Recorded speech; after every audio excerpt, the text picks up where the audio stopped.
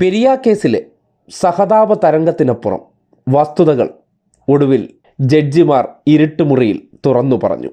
ആ കൊലപാതക ആഹ്വാനത്തിനുള്ളൊരു ഇന്റിമിഡേഷൻ അവിടെയുണ്ട്. അത് നമ്മൾ പറഞ്ഞു തന്നെ പോകണം. ജനുവരി മാസത്തിൽ ഈ പീതാംബരനെ വധിക്കാൻ വേണ്ടി ഒരു വധശ്രമം അവിടെ നടക്കുന്നുണ്ട്. അതിന് പേരിൽ ബേക്കൽ പോലീസ് ഒരു കേസെടുക്കുന്നുണ്ട്. അതിലെ 1-ാം പ്രതിയാണ് ഈ കൊല്ലപ്പെട്ടിരിക്കുന്ന ശരത് ലാൽ, 9-ാമത്തെ പ്രതിയാണ് കൃപേഷ്. അപ്പോൾ അതിനോടുള്ള പ്രതികാരം പീതാംബരൻ തീർക്കുകയാണ്. അന്ന് ഈ കൃപേഷിനെയും ശരത് ലാലിനെയും പോലീസ് അറസ്റ്റ് ചെയ്തു. പക്ഷേ അവർ ജാമ്യത്തിൽ വിടുന്ന സാഹചര്യമുണ്ടായി. തുടർന്നും ഇവരടക്കമുള്ള സംഘങ്ങൾ ആ പരിസരത്ത് പ്രശ്നം സൃഷ്ടിച്ചു എന്നാണ്. അങ്ങനെയാണല്ലോ, ലീഗുകാരും കോൺഗ്രസുകാരും സംഘികളും കൊന്നാൽ അത് ഗാന്ധിയൻ കൊലപാതകം.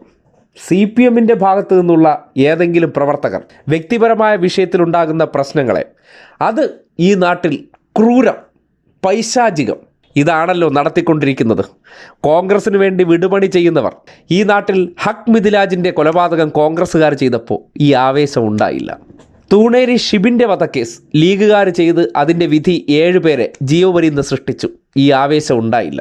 ആവേശ കമ്മിറ്റിക്കാർ പെരിയ വിഷയം വന്നപ്പോൾ കോൺഗ്രസ്സുകാരുടെ വികാരത്തിനനുസരിച്ച് തുള്ളുന്നുണ്ട്. പക്ഷേ വസ്തുത എന്താണ്? പ്രാദേശികമായിട്ട് പീതാംബരൻ എന്നൊരു നേതാവിനെ കയ്യേറ്റം ചെയ്യാൻ ശ്രമിച്ച വിഷയം അദ്ദേഹത്തിൻ്റെ കൈ തല്ലി ഒടിച്ചു. ആ വിഷയം അങ്ങോട്ടും ഇങ്ങോട്ടുമുള്ള പ്രശ്നം മൂർച്ഛിച്ച് ഒടുവിൽ ഈ രീതിയിൽ കലാശിച്ചു. ആരും അതിനെ ന്യായീകരിക്കുന്നില്ല. അത്തരം രാഷ്ട്രീയ സംഭവങ്ങൾ ഉണ്ടാകാൻ പാടില്ല എന്നത് തന്നെയാണ് നിലപാട്. പക്ഷേ ചെയ്ത തെമ്മാടിത്തവും തോന്നിവാസവും എല്ലാം മറച്ചു വെച്ചിട്ട് ധീരജിനെ കൊലപാതകം ചെയ്ത നിഖിൽ പൈലിമാർക്ക് സ്ഥാനമാനങ്ങൾ കൊടുക്കുമ്പോൾ അതിനൊപ്പം നിന്ന് കൈയടിക്കുന്നവർ, അതിനോടൊപ്പം വട്ടം ചുറ്റി നിന്ന് ചിരിക്കുന്നവർ, അവരിപ്പോൾ ഇത് പറയുമ്പോൾ അവരുടെ വിഷയങ്ങളെ പൊലിപ്പിച്ച് സഹതാപം വാരിക്കോരി നിറച്ച് പുറത്തേക്ക് വിടുമ്പോൾ ശരത് ലാലും കൃപേഷും കോൺഗ്രസിൻ്റെ ഗുണ്ടകളായിരുന്നു എന്നുള്ള വസ്തുതകൾ എത്ര മറച്ചു വെച്ചാലും അത് മറഞ്ഞിരിക്കില്ല.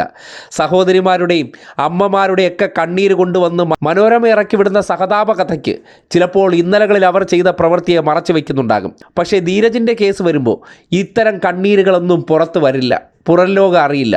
അവിടെ സഹോദരിമാരില്ല, അച്ഛനും അമ്മയും ഇല്ല. ക്രൂരകൃത്യമല്ല.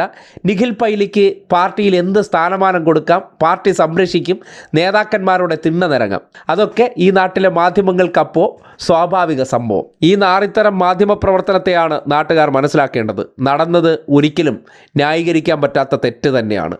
ആ തെറ്റിനെ പ്രാദേശികമായിട്ട് വ്യക്തികൾ തമ്മിലുണ്ടായ പ്രശ്നം അത് ഈ രീതിയിലായപ്പോൾ CPMൻ്റെ പ്രവർത്തകരാണ് എന്നുള്ള ഒറ്റ കാരണം കൊണ്ട് ഈ രീതിയിലൊക്കെ കത്തിച്ചുകൊണ്ട് വന്നതിന് ശേഷം ഏറ്റവും ഒടുവിൽ അതിൻ്റെ വസ്തുത ഇരുട്ടുമുറിയിൽ നിന്ന് പറയുമ്പോൾ എന്താണ് ആക്ച്വലി സംഭവിച്ചതെന്ന് പറഞ്ഞാൽ, വീട്ടിൽ വെറുതെ ഇരിക്കുന്ന ശരത് ലാലും കൃപേഷും അല്ല, ക്രിമിനലുകളായിട്ടുള്ള ശരത് ലാലും കൃപേഷും ഒരാളുടെ കൈയടിച്ചൊടിച്ചതിൽ നിന്നുണ്ടായ പ്രശ്നമാണ് ഈ രീതിയിലുള്ള ഒരു ദുരന്തത്തിൽ കലാശിച്ചു എന്നുള്ള വസ്തുത ഇപ്പോഴെങ്കിലും പറഞ്ഞതിൽ നന്ദിയുണ്ട്.